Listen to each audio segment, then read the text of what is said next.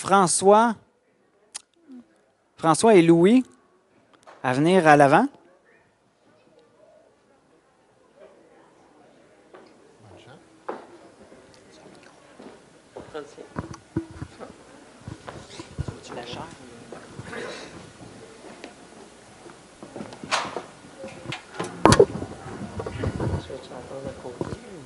Non, je vais aller m'asseoir là. Okay. Juste dire bonjour à tout le monde. Hein? Ça dit tout? Ça dit tout. Alors, Louis et moi, on est frères jumeaux, mais pas de la même mère. Alors... Comment on a fait ça, là? Mais, tu veux dire quelque chose avant que je parle? je suis content d'être avec toi. Ah, OK. Je suis content d'être avec vous. Mais mon père François va commencer. Oui. Alors, aujourd'hui, bien que souvent je viens avec le chapeau Sembec vous voir, Louis et moi, on a décidé d'aller visiter les églises ensemble. Le samedi, on rencontre les conseils. Le dimanche, on présente à l'église. Et juste avant que Louis vous présente un message qui vient de la parole de Dieu, je voulais donner quelques introductions à ce qu'il va vous dire.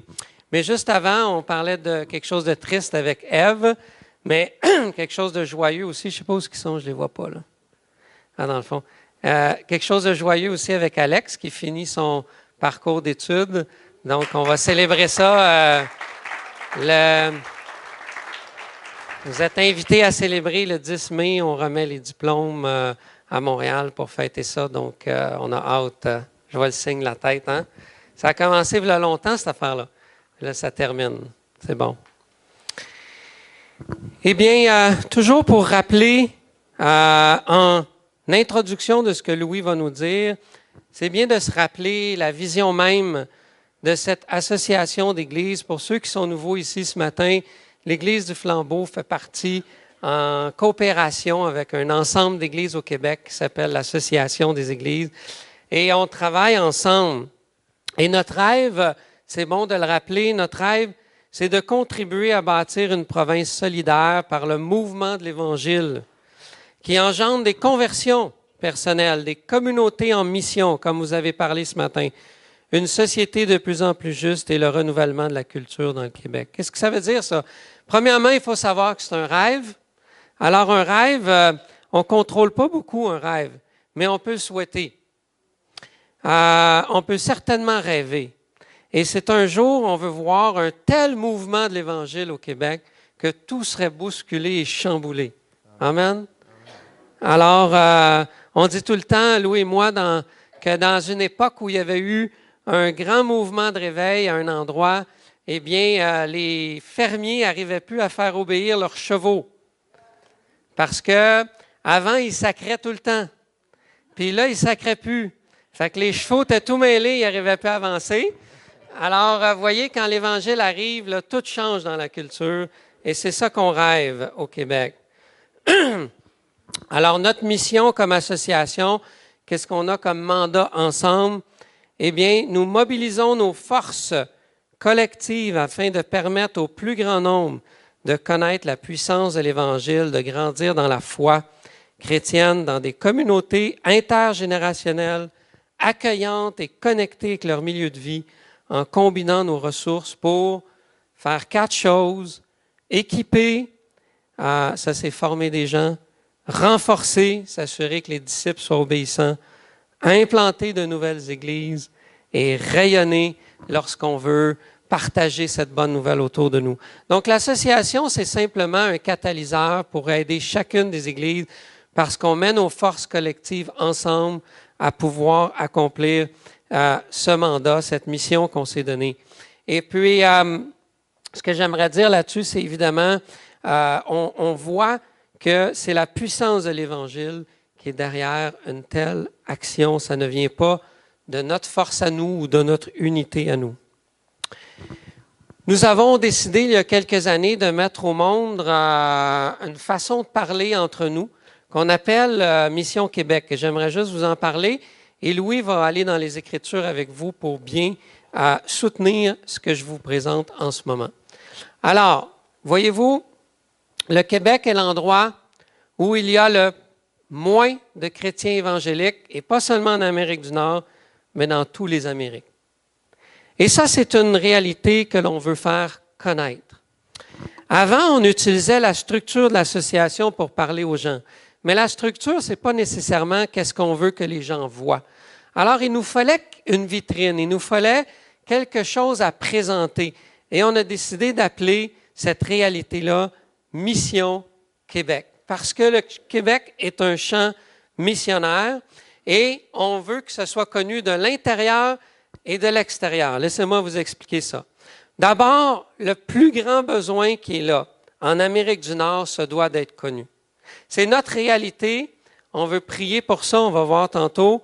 Mais socialement, vous savez qu'on continue d'avoir des taux de suicide très élevés, un niveau d'avortement presque inégalé, financé même par l'État, une cellule familiale traditionnelle qui est complètement chamboulée ces temps-ci, un taux de divorce qui continue de croître, des gens qui sont de plus en plus souffrants psychologiquement, on le voit. Spirituellement, évidemment, on sait nos statistiques, moins d'1% de la population déclare Jésus-Christ comme Seigneur et Sauveur personnel. Alors, comme on est ce si grand champ missionnaire, vous savez, souvent, il y a une seule église pour 100 000 habitants. C'est énorme atteindre 100 000 personnes avec la bonne nouvelle, quand on sait que Dieu nous appelle à le faire un à un. Donc, il faut implanter de nouvelles églises. Juste dans la région de Montréal, on voit que sur l'île de Montréal, là où il y a la plus grande concentration de population au Québec, on voit qu'il faudrait implanter 65 nouvelles églises, juste pour que les gens aient une église dans leur proximité de vie. Nous croyons que notre bannière, notre étendard Mission Québec va faire connaître ce besoin de plus en plus. On a donné une petite définition à Mission Québec. C'est tous ceux qui se joignent au mouvement Mission Québec. On dit que c'est un collectif d'individus ou d'organismes qui sont fondés sur des valeurs communes qui contribuent au mouvement de l'Évangile au Québec. Et ensuite, on va aller bénir toute la francophonie. Parce que si Dieu nous garde un jour, ce n'est pas pour le garder pour nous. Amen? C'est pour aller le reporter, comme on a vu ce matin, entre autres, au Cambodge. Alors, Mission Québec, c'est vraiment l'expression visible du cœur, de l'œuvre de Dieu qu'on veut voir se faire au Québec. D'abord, l'extérieur, un porte-voix. Mission Québec, c'est maintenant le mot, l'expression qu'on utilise pour aller présenter les besoins du Québec à l'extérieur. Pourquoi on a encore des besoins? Oui, on a travaillé fort à multiplier les leaders au Québec, mais le besoin est devenu plus grand que notre propre capacité à répondre à nos besoins. Alors, on s'humilie et on dit, on va aller à l'extérieur. Dieu nous a déjà bénis par l'extérieur. On va continuer à aller dans cette voie-là. Dieu peut le refaire encore. Donc, on est en train de présenter au reste du Canada, aux États-Unis et même jusqu'au Brésil, les besoins du Québec à travers notre portrait visible qui s'appelle Mission Québec. Venez servir ici, nous avons besoin. C'est pourquoi nous continuons de prier à 10h02 avec une alarme sur nos cellulaires pour se rappeler de prier. Pourquoi 10h02? Puisque c'est dans l'Évangile de Luc, chapitre 10, verset 2, que Jésus dit « Priez le maître de la moisson d'envoyer des ouvriers dans sa moisson. » Alors, Dieu nous a donné un premier Brésilien il y a quelques années et il est tellement dynamique que là, il retourne au Brésil puis il s'en va dire à tout le monde là-bas de venir servir au Québec. On en a déjà un deuxième d'arrivée, il y en a un troisième qui s'en vient. Alors que Dieu utilise les gens de l'extérieur pour venir évangéliser notre propre nation et cela pour sa gloire. Amen. Donc ça, c'est la réalité de l'extérieur. De l'intérieur, évidemment, quand ces gens vont arriver, nous voulons bien les accueillir. Alors, Mission Québec va s'occuper de s'assurer que les bonnes personnes arrivent aux bonnes places au bon moment. On appelle ça la tour de contrôle, c'est-à-dire on veut voir les gens, bien sûr, être accueillis à la bon endroit pour que, selon leurs dons, leurs capacités, et on va travailler à coordonner cela avec l'aide financière pour être certain que ces gens puissent venir s'intégrer au bon endroit et servir. Évidemment, si Dieu nous bénit, Mission Québec sera un jour aussi la plateforme pour aller partager peut-être l'Évangile, au moins dans la francophonie de ce monde, pour qu'on puisse être une bénédiction. Donc, si les avions atterrissent, ben, on va vouloir un jour que les avions aussi décollent, faire la tour de contrôle et soient une bénédiction de Dieu pour partager la main ouverte quand Dieu donne. Et pour terminer, Mission Québec est aussi maintenant notre bannière pour parler des évidences de la grâce de Dieu au Québec.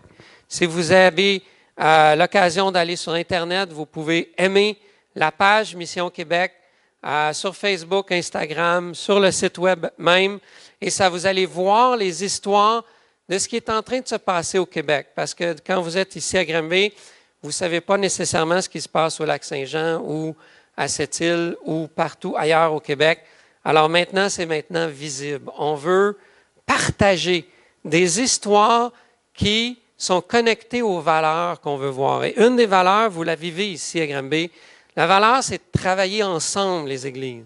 Trop longtemps, les églises ont voulu travailler d'une manière un peu trop isolée et se privaient de cette espèce de force collective quand on est ensemble. Et gloire à Dieu pour l'Église de Granby qui travaille en synergie avec les églises de Montérégie pour que justement les forces de l'une viennent appuyer les faiblesses de l'autre et ainsi tout le monde soit rendu plus fort. Et ces témoignages-là sont visibles sur le site web ou les médias sociaux de Mission Québec. Je vous invite à les voir. Sur ce, derrière une telle action de Dieu, que ce soit ici ou ceux qui vont venir, c'est parce que Dieu aura manifesté son œuvre et j'invite notre directeur général à nous parler justement du mouvement de l'Esprit. À toi, Louis. Prends tes feuilles. Oui, prends mes feuilles. Ben, on est modernes, nous autres, là. C'est la première fois que j'enseigne ici, hein, à Granby? Oui. Bon. Alors, il était temps? Non, j'ai pas dit ça, là, quand même, mais je suis content de... Ça, c'est à vrai dire la chose que j'apprécie le plus d'être directeur général. Je pense que oui. On. C'est ça que ça veut dire? Ah, je vais prendre ton micro. François.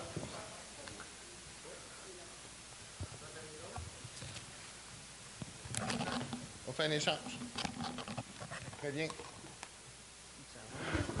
Ça va? Oui? Ah, là, vous entendez ta douce voix qui... Mais non, quand même, c'est pas moi, on parle de Jésus. Non, sérieusement, c'est la chose que j'apprécie le plus comme directeur général, c'est de visiter les églises. Ça, c'est cool. Ça, je vous encourage à faire ça. Faites-vous ça quand vous allez en vacances, hein, au Lac-Saint-Jean, justement, là, puis qu'on va visiter une église là-bas. C'est fantastique. Je visite toutes sortes de grosseurs d'églises, puis ce qui est fantastique, c'est de voir que l'Esprit de Dieu y est là. Tu ne les connais pas, mais quand tu te rends compte, tac, ça connecte. Et ça, c'est fantastique, c'est l'Esprit de Dieu. Et même, plus fort que ça, vous allez dans une conférence à travers le monde, puis là, vous rencontrez quelqu'un qui parle une autre langue. Hein? Fait que tu te comprends pas, mais tu sais quoi, tu connectes. C'est l'Esprit de Dieu qui fait ça. Tu es content de voir ton frère, tout ça. On s'imagine ce qu'il dit, puis on comprend qu'il nous aime. Non, mais c'est ça qui est merveilleux de visiter le Québec, puis d'être avec vous aujourd'hui en fin de semaine, parce qu'on était avec vous hier. On a eu la joie de rencontrer les leaders de votre Église pour justement parler plus en détail de Mission Québec. Dans ce volet en particulier de mobilisation ou encore de vitrine, de porte-voix, on veut communiquer au monde où Dieu est en train de travailler au milieu de nous. Mais pas juste au monde, mais au travers des églises. C'est pour ça que le blog est tellement important pour entendre parler qu'est-ce que Dieu fait ailleurs. Avez-vous entendu parler de ce que Dieu a fait à Chibougamau l'été passé? Non. Hey, Chibougamau, une petite église, hein, où c'est pas le bout du monde, mais c'est où on voit le bout du monde. Et là, ils sont tout petits, puis là, ils n'ont pas de pasteur, naturellement, peu de ressources. Puis là, tout d'un coup, l'Esprit de Dieu les a visités l'été passé. Bang! 7 baptêmes. C'est fantastique, ça, de lire ça, parce que moi, j'étais plutôt découragé pour eux autres. Mais quand je vous dis que Dieu est à l'œuvre, Et quand Dieu est à l'œuvre, il fait des choses extraordinaires, bien, c'est le cas. Et c'est pour ça que j'aimerais ça vous parler quelques instants ce matin, parler de l'importance d'aller où Dieu est à l'œuvre, où l'Esprit de Dieu est en action. Puis, naturellement, on va en parler pour la mission de l'Église, mais essayez d'appliquer ça à votre vie. Dans quel domaine de votre vie Dieu est à l'œuvre? Est-il en train d'accomplir quelque chose? Plus que ça. Est-il en train de cogner à quelque part dans ta vie? Parce que quand Dieu, c'est ça, c'est un grand chirurgien, puis il ne travaille jamais genre, ta vie, c'est une ratée, puis tu es un whack. Dieu, il ne fait pas ça. L'Esprit de Dieu ne fait pas ça. C'est un chirurgien qui travaille, là, quand il va aller pointer dans ta vie des domaines, puis là, il cogne à la porte, puis là, il dit « Hey, il faut que tu travailles ça. » Ça, c'est d'être sensible au mouvement de Dieu, d'être sensible à l'Esprit de Dieu. Malheureusement, des fois, on résiste à l'Esprit de Dieu. On sait où Dieu est en train de cogner, puis là, on a toutes sortes de raisons pour ne pas le laisser faire. Mais vous vous privez tellement de la grâce de Dieu, du travail de Dieu. C'est tellement un bénéfice extraordinaire que d'aller là où Dieu est à l'œuvre. Et c'est de ça qu'on va parler ce matin. Quand on pense au mot mouvement, Larousse va dire ceci au sujet du mouvement. Il va dire que le mouvement est le déplacement d'un corps, un changement de position dans l'espace. C'est l'action de se mouvoir, de changer de place, de modifier la position d'une partie du corps. Autrement dit, un mouvement, c'est quelque chose qui bouge, quelque chose qui est en action, qui est le résultat d'une action. Et spirituellement, on peut l'appliquer de la même façon. Quand on pense au mouvement de l'Esprit de Dieu, c'est l'action de Dieu en train d'agir quelque part. Le contraire, le paradoxe, ça serait où il y a la mort. Où il y a la mort, il y a l'absence de vie. Où il y a la vie, ça bouge, ça change, ça se transforme. Et là, lorsqu'on désire ou on aspire à ce que Dieu soit à l'œuvre dans nos vies ou que Dieu soit à l'œuvre dans l'Église, on va aller où il est en action. Dans notre association, ça fait 3 ans que je suis directeur général, puis depuis quelques années, on travaille tellement fort pour équiper, outiller les églises à faire l'œuvre de Dieu. Sam Beck travaille fort pour avoir des programmes de formation pour équiper les membres de l'Église, pas juste les leaders. Mais tous ces outils-là, c'est fantastique, mais ça ne peut pas remplacer le mouvement de l'Esprit. On pourra avoir les meilleurs programmes. Vous pouvez ici avoir, parce qu'ici, je le sais, vous avez des églises cellules, des églises maisons. Vous avez un programme de relève. Vous avez une école missionnaire. Tout ça, c'est fantastique, mais ça peut être des œuvres d'hommes. Ce qu'on veut, c'est s'assurer que Dieu est dans les projets qu'on est en train de faire. On veut s'assurer qu'on est en équipe avec lui. Et pour ça, j'aimerais ça regarder avec vous un passage vraiment intéressant, une discussion entre Moïse et Dieu dans Deutéronome chapitre 33. Dans Deutéronome chapitre 33, Dieu invite Moïse à passer à l'action. Mais Moïse veut s'assurer que Dieu il est avec lui, là, qu'il ne l'envoie pas tout seul, parce que s'il s'en va là tout seul, il ne veut pas y aller. Donc, j'ai dit Exode, c'est tout ça que j'ai dit? Ben, je suis content que vous me suivez, là, c'était juste un test. C'est Exode 33. Parce que j'étais moi aussi dans Deutéronome, puis là, j'ai dit, c'est pas mon passage, ça. OK, alors, Exode 33, verset 12. Discussion. Hey, ça, c'est intéressant de voir les discussions de Moïse avec Dieu. C'est passionnant. On voit Moïse dans toute sa splendeur et Dieu dans toute sa splendeur. Hein? Même Moïse qui s'ostine avec Dieu. Il faut le faire. Alors, verset 12, mais pas dans le cas ici, plus quand il y a eu la révélation dans le buisson d'argent. Alors ici, au verset 12 du chapitre 33 d'Exode, Moïse dit à l'Éternel, « Voici que tu me dis. Fais monter ce peuple que tu ne me fais pas connaître qui tu enverras avec moi. Cependant, tu as dit, je te connais par ton nom et tu as trouvé grâce à mes yeux. Maintenant, si j'ai trouvé grâce à tes yeux, fais-moi connaître tes voies. Alors, je te connaîtrai, je pourrai encore trouver grâce à tes yeux. Regarde cette nation et ton peuple. L'Éternel répondit, je marcherai moi-même avec toi et je te donnerai du repos. Moïse lui dit, si tu ne marches pas toi-même avec moi, ne nous fais pas partir d'ici. C'est intéressant, ça. Si Dieu n'est pas dans nos projets, on ne veut pas aller là. C'est pour ça qu'on veut être sensible à l'Esprit de Dieu comme association. On veut communiquer au travers Mission Québec à quel endroit Dieu est en train de travailler, puis c'est là qu'on va aller. Quand on pense à l'évangélisation ou à l'implantation plutôt, on a une expression qu'on aime beaucoup, rayonner dans le but d'implanter. Donc, c'est l'idée où Dieu est à l'œuvre, là. Ici, dans la région de Granby.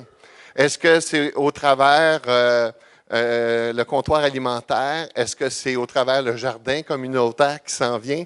On veut vraiment aller là où Dieu nous conduit parce que c'est là qu'il veut travailler. Le mouvement de l'Esprit s'est manifesté au travers de l'histoire. Et c'est au travers ces mouvements-là que Dieu était à l'œuvre, puis que Dieu accomplit des choses extraordinaires. Et nous, notre désir, c'est justement de voir le mouvement de l'Esprit au Québec. Tim Keller, un grand théologien, a dit ceci. Un mouvement est caractérisé, un mouvement de l'Esprit caractérisé par deux choses. Une vision attrayante, claire et unificatrice de l'avenir, et un solide ensemble de valeurs ou de croyances. Vision, valeur. On travaille sur ça présentement pour la prochaine vision. Et là, il nous dit que quand le mouvement est en action, ça produit 4 choses. Première chose que ça produit, on voit ça au travers de l'histoire. Quand Dieu est en mouvement dans une région, dans un contexte, il y a 4 choses que ça produit. Première chose que ça produit, un esprit de sacrifice. C'est-à-dire que l'esprit de sacrifice, ce n'est pas juste les leaders qui l'ont. C'est toute l'Église qui l'a. Toute l'Église est ensemble, puis là, ils marchent d'un même pas. Je vais en parler tantôt, Actes chapitre 2. Quand il y a le mouvement de l'Esprit de Dieu se fait, durant le discours de l'apôtre Pierre, 3000 personnes se convertissent. Et qu'est-ce qui se produit? Et il se produit un esprit de sacrifice extraordinaire entre les frères et les sœurs. Là, ils partagent, ils mettent tout en commun. Ils vendent des propriétés, prennent l'argent, le distribuent aux autres parce qu'il y avait des grands besoins financiers. À ce moment-là, il y a tout un contexte à ça qu'on n'a pas le temps de voir. Mais un esprit de sacrifice. On est prêt à faire les efforts qu'il faut pour atteindre la vision puis mettre en application les valeurs. Êtes-vous dans cette condition-là présentement? Est-ce que l'Esprit de Dieu est en train de travailler ici à Granby? Seriez-vous capable de dire quels sont les sacrifices que vous faites dans votre vie pour quelque chose de beaucoup plus grand que vous, pour marcher avec le mouvement de l'Esprit de Dieu? Deuxième chose que produit le mouvement de l'Esprit, c'est la flexibilité. Je me souviens avoir prêché sur ça à l'église à Moscou. J'étais 30 ans pasteur à la même église. Et j'avais expliqué qu'une église ne peut pas survivre si on n'est pas flexible. La flexibilité. L'église fonctionne comme ça. Moi, je fonctionne comme ça. C'est moi qui est responsable du ministère. Touche pas à ça. Mais quand l'Esprit de Dieu est à l'œuvre, c'est pas comme ça qu'on pense. On n'est pas en train de protéger nos petits royaumes ou nos petites responsabilités. Quand l'Esprit de Dieu est là, on a cet esprit de sacrifice-là, on est prêt à faire ce qu'il faut, mais encore, on est prêt à faire les ajustements qui sont nécessaires. Ah, il faut faire ça maintenant? OK, on fait ça comme ça. Parce que la phrase la plus connue dans une église, vous la connaissez, hein? On n'a jamais fait ça comme ça avant. Puis c'est intéressant, même à l'église à Mascouche, on n'était pas une vieille église, on avait à peu près 20 ans d'existence, puis j'ai reçu un pasteur qui a travaillé avec nous, peut-être l'avez-vous connu, Ken Beach, puis il était surpris qu'avec si peu d'années d'existence, comment est-ce que les choses étaient enracinées dans la façon de faire les choses dans l'Église. Troisièmement, non seulement ça prend de la flexibilité, mais ça prend de l'innovation. Ça va avec la flexibilité, n'est-ce pas? On fait les choses d'une manière différente. Qu'est-ce que ça prend là, pour atteindre la communauté de Granby? Qu'est-ce qu'il faut faire? On est tellement habitué de faire mais pas de résultat. L'Esprit de Dieu, il ne semble pas être là. Alors, peut-être qu'il faut changer la façon de faire puis travailler d'une autre façon. Seigneur Jésus, comment tu veux qu'on travaille, là? Comment tu veux qu'on atteigne les gens, là? Donne-nous des idées. Le jardin communautaire, c'est tellement super. Donc, c'est quand le mouvement de l'Esprit de Dieu il est là, bien, on est prêt à faire les changements puis à être innovateur. Et finalement, la multiplication spontanée, c'est l'idée ici que tout est en train de croître. Parce que, comme je le disais tantôt, où il y a la vie, bien, les ressources se multiplient, les disciples se multiplient, les leaders se multiplient, les églises se multiplient.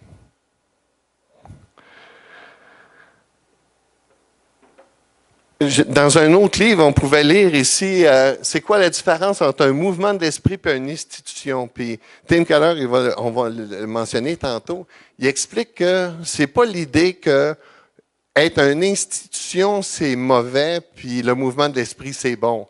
C'est juste l'idée qu'on ne peut pas subsister si on demeure juste une institution. Si l'Église demeure juste une institution, elle ne va pas survivre. Elle a besoin de voir l'Esprit de Dieu à l'œuvre parmi l'Église. Et c'est la même chose pour notre association d'Église. Si notre association d'Église demeure juste une structure, c'est catastrophique. D'être directeur général parce que je suis directeur général, c'est catastrophique. D'être directeur général parce que Dieu me donne la responsabilité de conduire les troupes, d'exercer une influence, d'exercer un leadership sur les leaders, sur les églises. Ça, c'est fantastique. Mais jamais quelqu'un en position, parce qu'il est en position, ça va faire un changement. C'est vraiment, comme j'aime souvent le dire dans ma vie, j'aime voir la bonne main de Dieu sur ma vie. J'ai besoin de voir la bonne main de Dieu sur ma vie.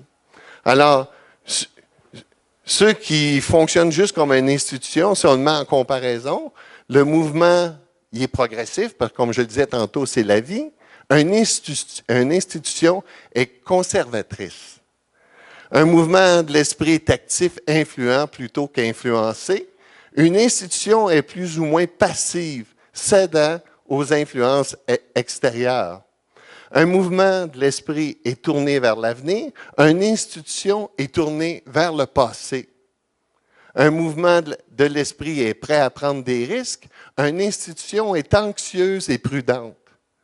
Un mouvement traverse les frontières, une institution protège ses frontières. Un mouvement met l'emphase sur la vie, une institution accentue la doctrine. Pensez à ça. À quoi ça ressemble? Est-ce qu'on voit cette tendance-là dans la vie de l'Église de Granby? Est-ce qu'on le voit même dans notre propre vie?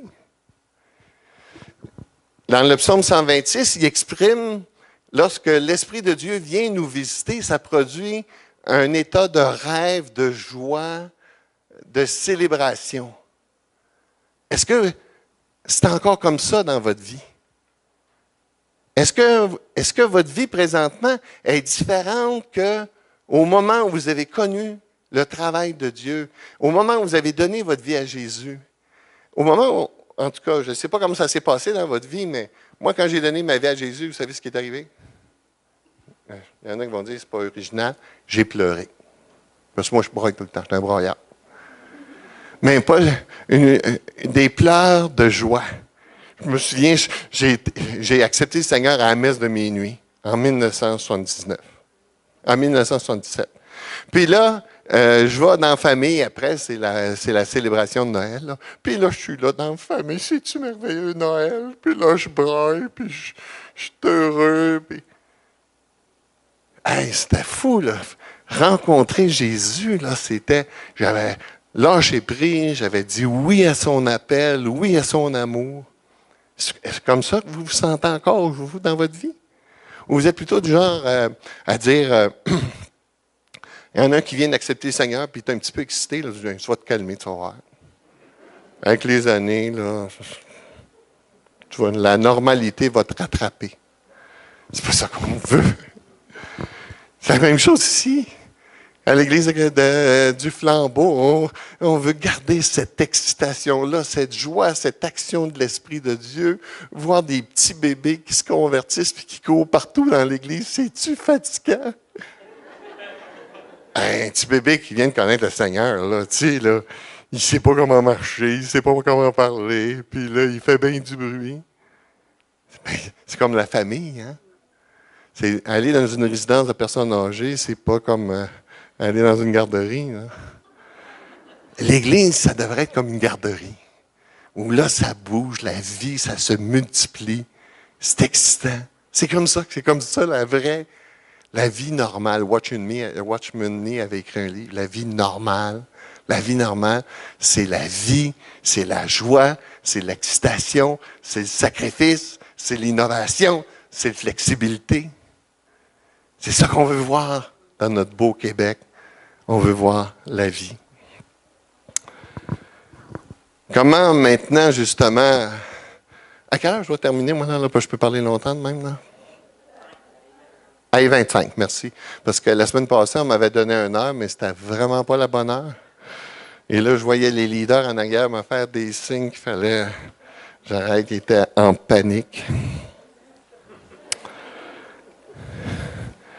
David Hurst, un professeur d'Harvard, il a écrit « Les mouvements de Dieu deviennent institutionnalisés lorsque la vision devient une stratégie, les rôles deviennent des tâches, des équipes deviennent des structures, des réseaux deviennent des organisations et les récompenses deviennent des compensations. »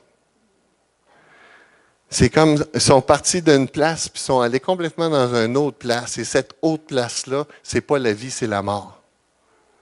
C'est pas là où l'Esprit de Dieu travaille. Timothée Keller a écrit aussi, « Un mouvement fort doit se tenir à l'endroit difficile entre un organisme insouciant et une organisation disciplinée. » C'est pour ça, tantôt, je vous disais que c'est pas l'idée que d'avoir des structures, c'est mal. C'est juste qu'il ne faut pas être dirigé juste par les structures. Il faut que les structures soient soumises à l'Esprit de Dieu. Un mouvement qui refuse de mettre en place quelques caractéristiques organisationnelles, autorité, tradition, unité de croyance et contrôle de la qualité va se fragmenter et se dissiper. Mais un mouvement qui ne résiste pas, en même temps, a l'inévitable tendance vers une complète institutionnalisation, perd sa vitalité ainsi que son efficacité. Donc, s'organiser, c'est bien, mais pas s'organiser à tout prix, mais d'abord dirigé par l'Esprit de Dieu et au travers le mouvement de l'Esprit de Dieu, là, on se donne des structures. On n'a pas le temps de le voir, mais dans la Bible, on le voit, le mouvement de l'Esprit de Dieu. On le voit, on voit des moments où l'Esprit de Dieu n'est pas à l'œuvre. Par exemple, à l'époque de Samuel où les révélations étaient rares. L'époque de Jérémie. C'est pour ça même qu'on a écrit le livre Les Lamentations de Jérémie, parce que vraiment, il n'y avait rien qui se passait. Mais on voit d'autres époques, l'époque par exemple du roi Ézéchias qui, malgré son jeune âge, ils ont découvert le livre de la loi dans le temple alors qu'ils sont en train de le restaurer. Puis là, ça produit un mouvement d'esprit extraordinaire. Ou encore à l'époque de Esdras et de Néhémie, lorsqu'ils sont revenus après un long temps de captivité, là, puis qu'ils sont revenus dans la terre promise. Comme je le disais tantôt, c'était le psaume, on pense que le psaume 126 a été écrit à ce moment-là, une explosion de joie, mais pas longtemps après, le peuple est tombé encore dans ses vieux péchés. Et là, l'Esprit de Dieu, encore une fois, a travaillé, puis là, a fait un réveil extraordinaire. On n'a pas le temps, mais c'est bon de voir ça. Et comme je le mentionnais aussi tantôt dans Acte 2, lorsque l'Esprit de Dieu était à l'œuvre, là, wow! C'était, on veut être là. On voudrait être présent dans des moments comme ceux-là. Et au travers de tous les actes, ce mouvement de l'esprit se manifeste par des conversions, par l'attachement des membres à l'Église locale. La volonté du Saint-Esprit au travers des actes n'était pas uniquement la nouvelle naissance de plusieurs personnes, pas uniquement la maturité des croyants, mais de produire des nouveaux leaders puis établir des nouvelles églises. Quand l'Esprit de Dieu est là, ça produit ces choses-là. Au travers de l'histoire, on voit plusieurs de ces réveils-là. François en a parlé un petit peu. C'était en Nouvelle-Angleterre lorsqu'il y a eu un grand réveil spirituel. Edwin Lutzer définit ce mouvement-là ou ce réveil. Il dit c'est premièrement la restauration des croyants, seulement ceux qui ont eu la vie et qui peuvent revivre. Et c'est produit par l'œuvre du Saint-Esprit, indépendamment des stratégies humaines, quoique la participation des hommes soit directement impliquée. Priez pour, justement, que ce soit produit par le Saint-Esprit lui-même. Au Québec, on l'a connu. Vous saviez qu'on a connu un premier réveil, un premier mouvement de l'Esprit à la fin des années 1800, l'époque de Chiniki, l'époque de Fuller. On dit qu'il était même à cette époque-là plus que 25 ou 30 000 chrétiens. Quand même fort, là. Je n'avais jamais entendu parler de ça. Et ce qui est arrivé avec ces chrétiens-là, à cause de la persécution de l'Église catholique, plusieurs ont immigré chez les anglophones dans le nord des États-Unis. Et là, si vous allez visiter le nord des États-Unis, vous allez voir des petites chapelles, des petites églises qui sont construites et qui portent des noms francophones. Mais il y a eu un deuxième réveil, celui des années 70. Moi, c'est à cette époque-là que je suis venu à l'Évangile, le fruit, le travail de des grands pionniers. Et là, c'était tellement excitant parce que tellement facile de partager l'Évangile. Hey, ma famille, je les invitais à l'église, ils venaient. C'était facile de conduire quelqu'un au Seigneur. C'était unique. C'était le mouvement de l'Esprit de Dieu. Et je prie tellement pour que Dieu vienne encore visiter le Québec pour un troisième mouvement de l'Esprit de Dieu. Et c'est pour ça que j'espère que vous faites partie de... On n'a pas le temps de ce mouvement-là. Ce mouvement-là de prière 24/7, je suis convaincu que François est venu le présenter ici. Qu'est-ce que j'ai dit? François Houle? J'ai dit... C'est Richard Houle. Ben oui, parce que c'est lui notre responsable de ce mouvement-là. Et quand Richard est venu me partager ce qu'il avait sur son cœur, pour moi, ça a été la bénédiction 2018. Parce que, comme je le disais tantôt, on ne peut pas manipuler Dieu. On ne peut pas forcer Dieu. On peut juste demander à Dieu qu'il puisse produire le même mouvement qu'il a fait au travers de l'histoire du peuple juif, au travers de l'histoire de l'Église, au travers de notre propre histoire, puis qu'il pourra continuer de le faire. On va aller là où Dieu est à l'œuvre. Mais il faut lui demander. Il faut intercéder, il faut cogner, frapper comme il nous le dit, pour qu'il puisse le faire aussi dans la région de Granby.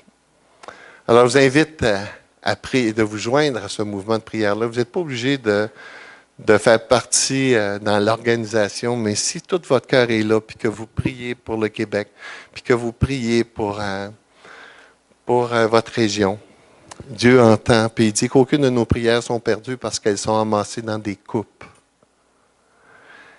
Et j'aime le Québec. Si j'avais le temps, je vous raconterais comment je suis venu à l'Évangile. Moi, j'étais prête à poser des bombes pour la libération du Québec. Jusqu'au jour où j'ai compris que la vraie libération, c'est celle du cœur. Puis un cœur à la fois. Et c'est ça que notre beau Québec a besoin. Mais notre beau Québec, il est tellement prétentieux. Parce qu'il se dit qu'il est scientifique, qu'il est sage, puis que les croyants, c'est des êtres stupides, sans intelligence. Et c'est vrai. C'est Dieu qui le fait. Autrement, on ne serait pas capable de le faire. Donc, j'invite à prier avec moi. Seigneur Jésus, je suis en train de partager ce que j'ai déjà écrit dans le passé, puis ça m'excite tellement. Je soupire, mon grand Jésus, mon beau Jésus. Je soupire après ton mouvement. Je soupire, Seigneur, après ton action. Je soupire, Seigneur, d'expérimenter encore dans ma vie ta bonne main sur moi.